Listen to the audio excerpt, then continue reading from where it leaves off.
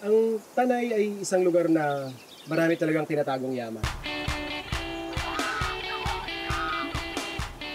Sa mga nature lovers, sa mga adventurers, definitely ito yung spot na pwede ninyong puntahan. And I think pwede nyo idagdag sa listahan ninyo ang TL Farms. Parang nabuo lang dun sa isip ko yung idea na bakit di natin sila patikman nung siguro mas malambot na pabo. Tapos since yun nga, breadfruit ang kamansi, pagsamahin natin. Ito yung challenging part eh. Sana pumasa. Mahuli sana natin yung technique. Nakapagkape na ba kayo sa B&K Cafe and Resto? Kung hindi pa, where have you been?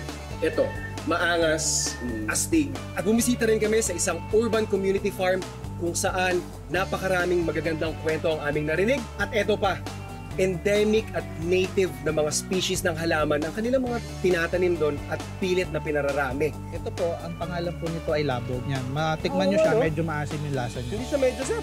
Maasim talaga. Ito, edible kana. Ang galing, meron tayo ito sa Pilipinas. Yes po, meron po. At mula sa community farm, natagpuan din natin sa wakas ang missing husband na si Rocco Nasino at binisita natin siya bit-bit ang mga fresh ingredients para ipagluto ng isang solid na putahe, ang ating chicken vegetable adobo. Pwede ba nakawin yung recipe? Of course, pwede. Para matry ng baby. Okay, laban. Pag ganitong klase ng luto ng adobo, mas malakas yung kain ko. Siguro kung sa dry adobo, mga 2 kanin ako, dito 4.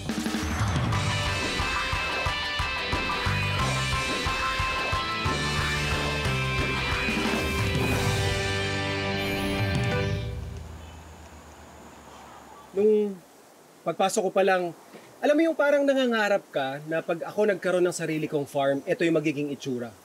Yun yung naramdaman ko nung una ko siyang nakita. Bumuwad sa akin yung napakagandang kubo nila na napalilibutan ng mga gulay, bundok. Tapos pagpasok ko, yung agos ng tubig. Kompletong experience.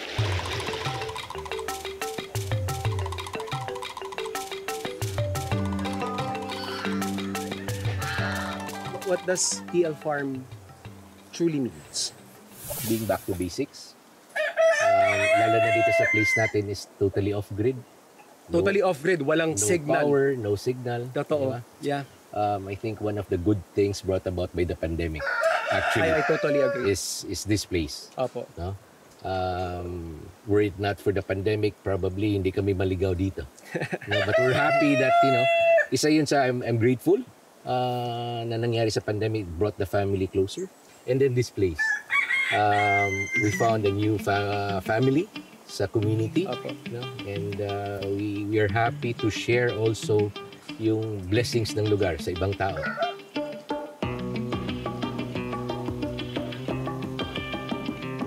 Kanina habang nagkukwentuhan kami nila Sir Lloyd at nila Ma'am Tenten, naikwento nila sa akin na one time daw nagluto sila ng turkey. And then inabot daw ng 5 hours. And then nung tinikman nila, hindi sila masyado natuwa kasi maganit yung kinalabasan ng kanilang inihaw or nilitsyon na turkey. Tapos isang puno sila dito na nung pagkabili ng lote, may gustong ipaputol si Sir Lloyd. And then sabi ni Ma'am Tenten, wag, i-retain natin yan. Turns out, yun yung puno nung kamansi. So habang nagkukwentuhan kami, parang nabuo lang dun sa isip ko yung idea na bakit di natin sila patikman nung siguro mas malambot na pabo. Tapos since, yun nga, breadfruit ang kamansi, kadalasan kasi pag nagsastuff ka ng mga roasted turkey, may stuffing na ginagamit ay tinapay. So, pagsamahin natin. The first thing that I would need to do for this dish, syempre prepare natin yung stuffing. So ito yung ating kamansi. Typically, you would wanna parang grease yung kamay mo tsaka yung kutsilyo para hindi dumikit yung dagta kasi makapal yung dagta nito eh.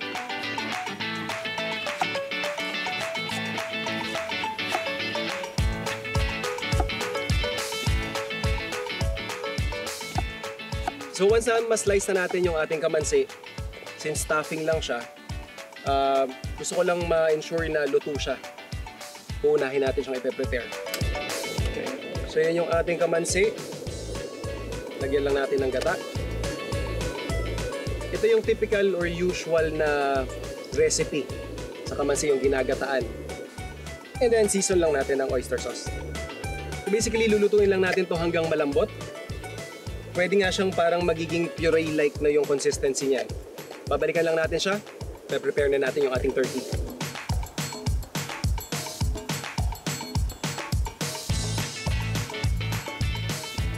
So ito, almost puree na yung ating kamansi.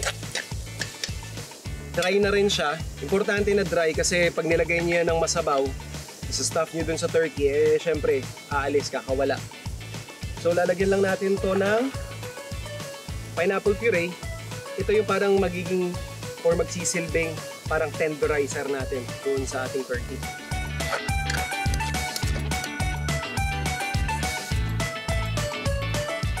So ito yung ating turkey, yung ating pabo. Sisiso natin to syempre. Pero para mas kumapit yung ating panimpla, pampalambot na rin ng karne, paliliguan lang natin ng pineapple puree.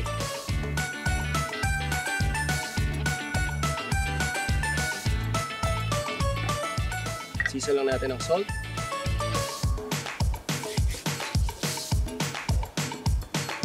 And some curry powder.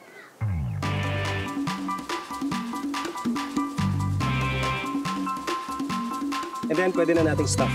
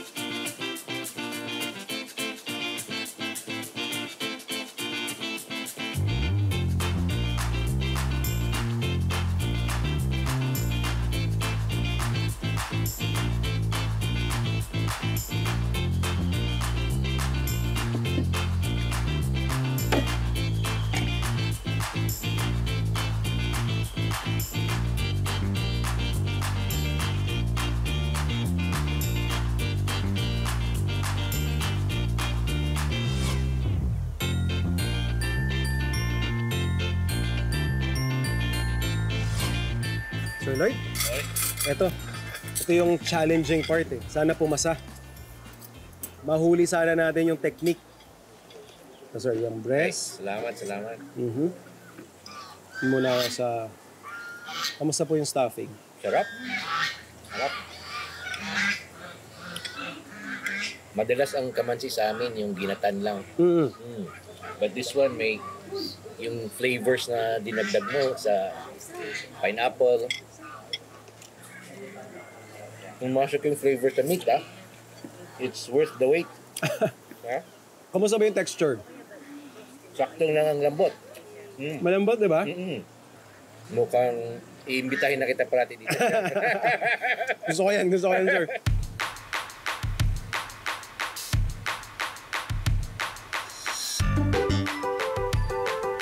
Food Explorers, nakapagkape na ba kayo sa B&K Cafe and Resto? Kung hindi pa, where have you been?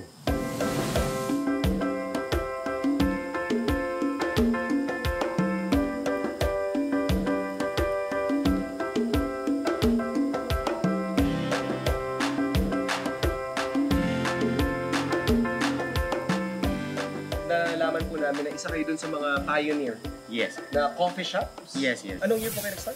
2012. B&K. Bakit po natin nakuha yung pangalan? Kasi talaga kami, more on talaga sa mga riders. Okay. So, yung budbud talaga kami is the budbud. So, yung budbud is rice topping. So, budbud ni Nanay Kaling Restaurant. Ano po si Nanay Kaling? My grandmother. Yes. Na dapat ay 100 years old na siya ngayong taon. Di lang talaga umabot. Months na lang.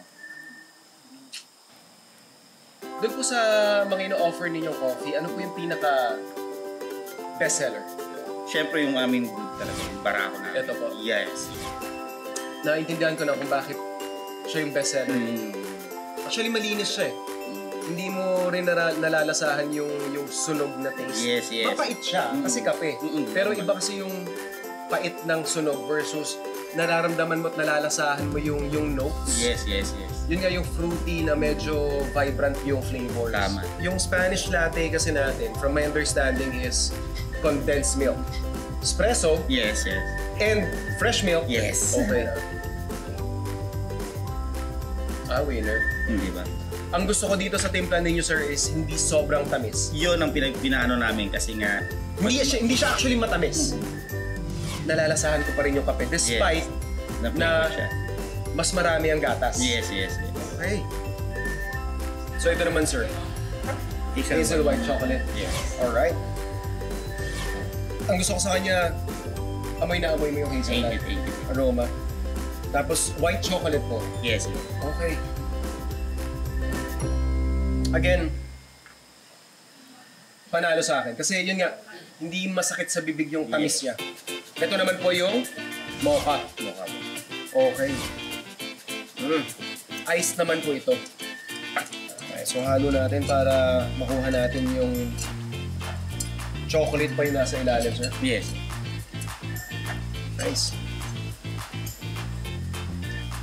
Ang ganda lang ng balance ng bitterness from the chocolate at saka dun sa coffee. Nadidistinguish pa rin ng panlasa ko yung pait ng kape at saka yung pait ng tsokolate. Yes, yes. So, ito naman yung salted caramel. Uy, magandang tip to ha. Sabi na nabasa ko lang, sir. And ginagawa ko rin to pag medyo sobrang pait ng kape for you. Ang sabi nila is to add salt. Yes. Para somehow ma-minimize yung bitterness. So pag sinabi kasi natin caramel, ang unang papasok sa isip ko, mag-anticipate na ako, matamis to. Matamis to, pero tingnan natin.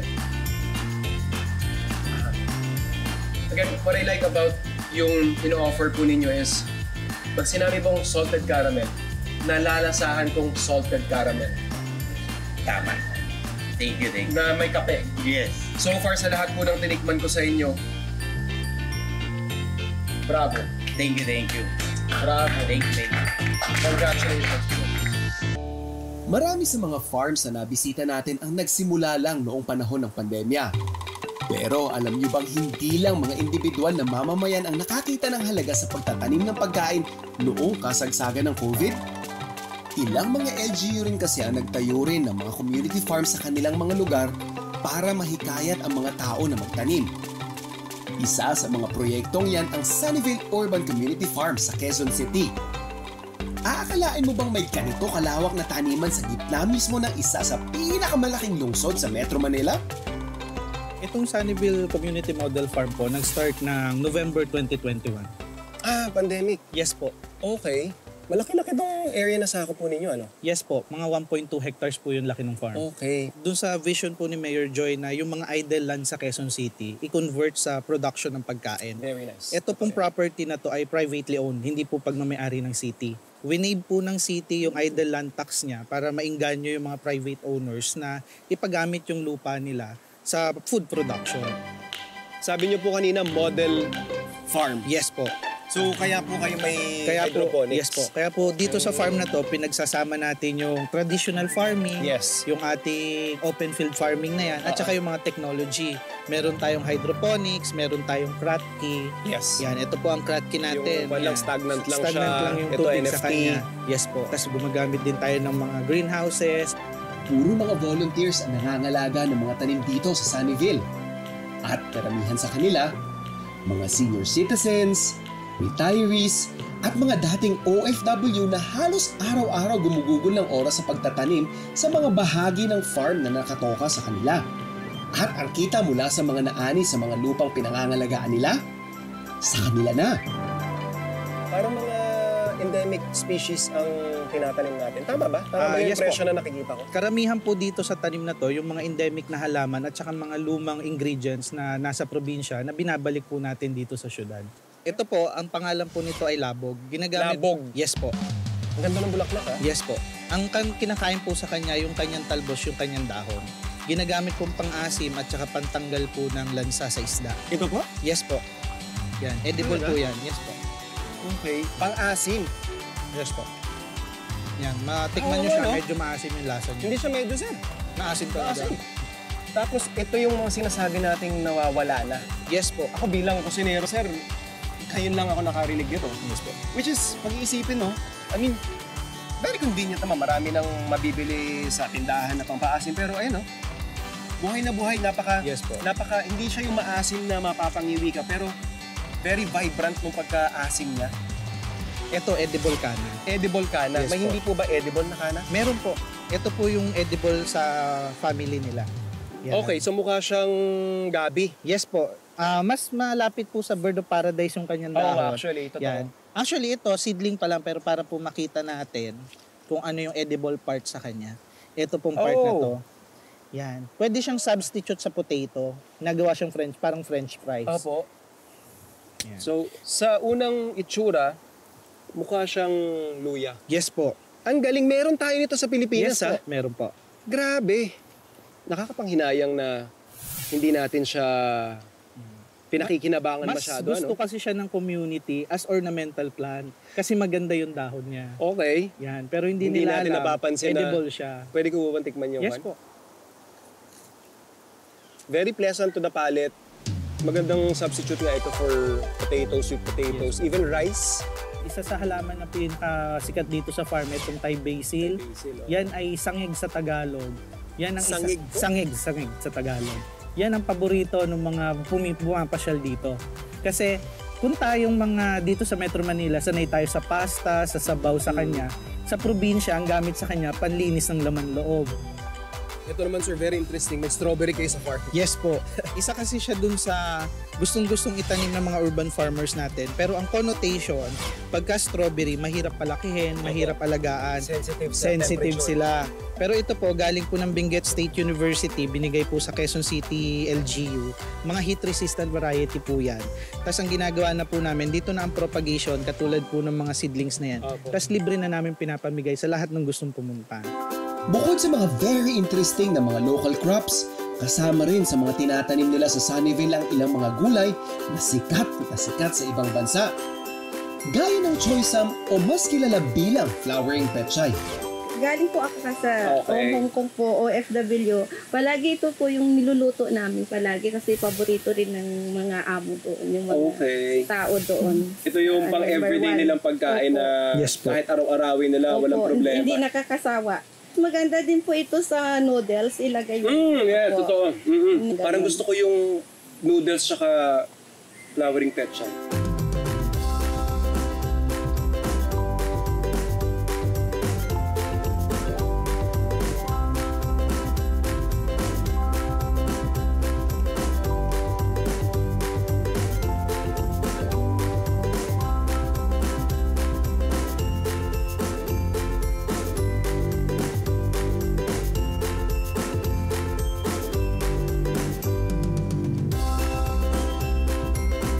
Dahil nanakam ako sa choysam noodles ni ma'am, napaluto tayo ng wala sa oras ng choysam noodles.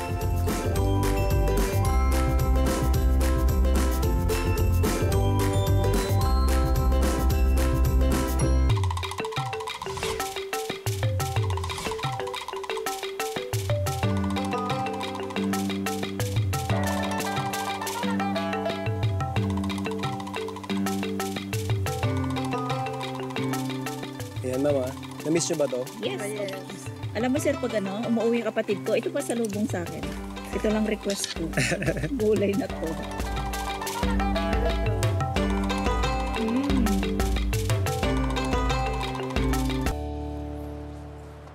Andito tayo ngayon sa isang tahanan ng isang premier Kapuso star. At tamang-tama kasi may bit-bit akong mga seedlings galing sa Sunnyvale Farm. Ito saktong-sakto, inaayos din niya yung kanyang sariling garden dito. At syempre, kasama nating magluluto, si Rocco Nasino.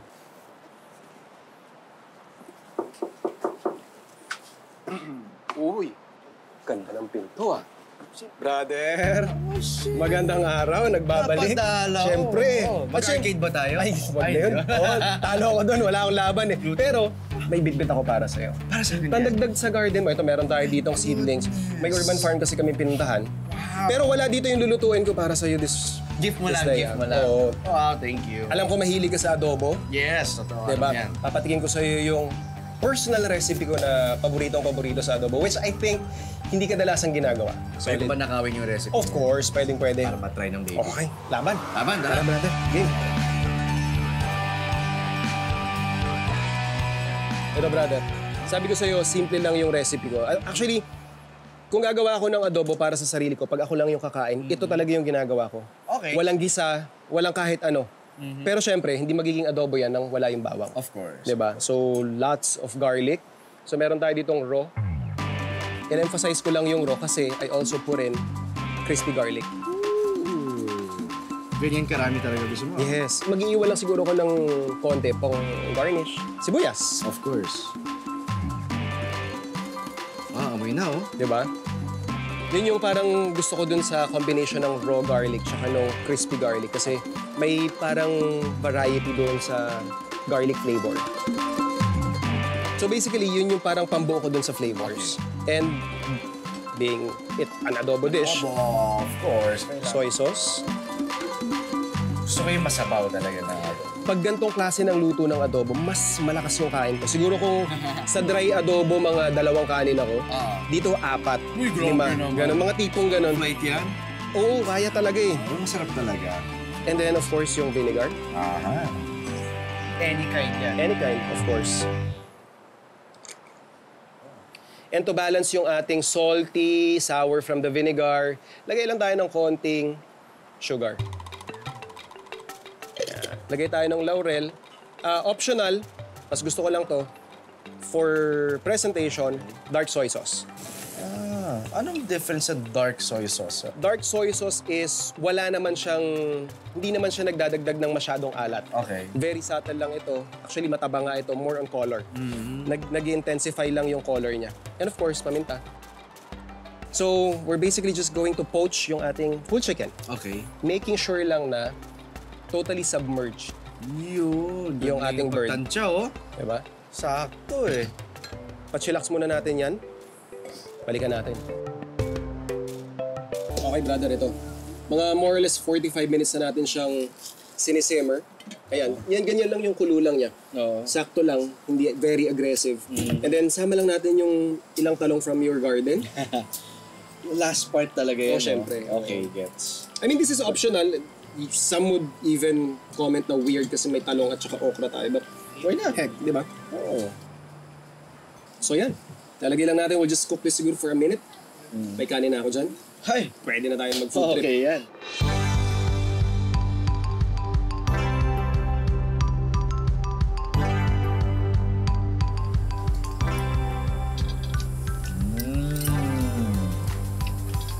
So this is, I mean, tinge of everything. Yeah. I like it. Ay, perfect na nilagay mo ng sili. Diba? Parang boom. Yung sipa. This type of adobo, maihaan tulad ko sa karinderya style na adobo. Yung masabaw. Yan. Doon ko siya actually nakuha. Tapos, pag si Hermas dati, pag nagluluto sa amin, syempre marami kaming kakain. Kailangan masabaw yung adobo. So yan yung talagang kinalakihan ko.